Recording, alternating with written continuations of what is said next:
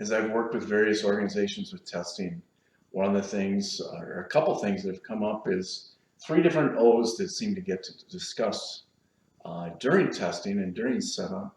And they're maybe on some point similar to each other, but they're also a little bit different. So I want to discuss these three O words as you're thinking about your test, and just to kind of maybe get some common ground in some of our language. This first one's probably used more in clinical studies, but it can be used other places as well. What's the outcome of the test? What's our desired outcome? And the outcome is really just the end result. What are we looking to get? You know, what does happen, through this test, desired outcome, things like that. And so it's a little bit, forecasting desired outcome and actual outcome.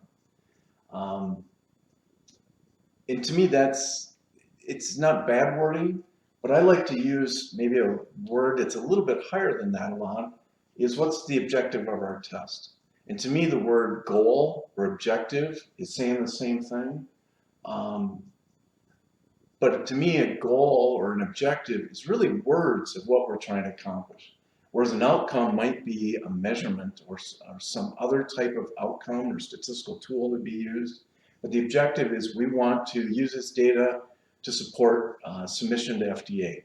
Or it might be to gain confidence in our product so we can transition to manufacturing and launch. And I think those objectives stated can lead to more outcomes or more measurements underneath them. Another O word is just the word output. And I think sometimes if we're thinking about the output of this process or the output of our design process, those outputs are basically easily understood measures, things we're already tracking, say in our manufacturing process. And that's very constraining because the output from our actual production, if we're having issues with it, it's not the same as what our outcome or our objective might be. There might be something we're not measuring, or maybe it's the output is in a pass-fail criteria. We need to measure something a little bit more on a continuous scale so we have the opportunity to learn more. So we need to kind of just think about those words and the implications of them.